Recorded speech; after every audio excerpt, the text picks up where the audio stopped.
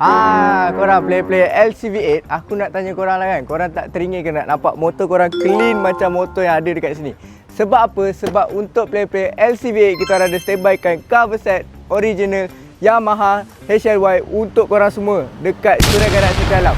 So korang play LCV8 yang tengah mencari cover set original pada HLY, kita ada standby kan 3 design cover set original HLY untuk korang semua. So cover set yang pertama, kita orang ada SE Red Titan untuk korang semua.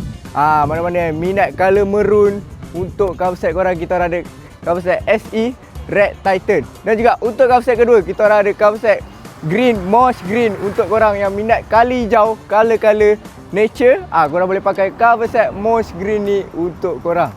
Dan juga untuk last cover set, kita orang ada apa? Kita orang ada cover set Blue Core. Blue Core yang cover set tengah viral sekarang ni. Untuk set-set V8 kan, dengar-dengar macam tu lah. Blue Core cover set yang mantap untuk korang semua. Kita orang ada ready stock banyak dekat Surai Garat Setia Alam. So korang play LCV8 yang minat cover set ni, korang boleh datang Surai Garat Setia Alam. Sebab apa? Sebab takkanlah korang nak pakai lagi cover set yang lama. Mai datang Surai Garat Setia Alam, kita orang payung cover set LCV8 yang ada untuk korang. So, untuk korang yang mana berminat untuk dapatkan 3 cover set yang kita orang ada sekarang ni, boleh datang kepada Surai Garat Setia Alam. Dan kalau yang jauh, kita orang standby satu Malaysia punya postage, Sabah dan Sarawak juga kita orang cover untuk korang semua.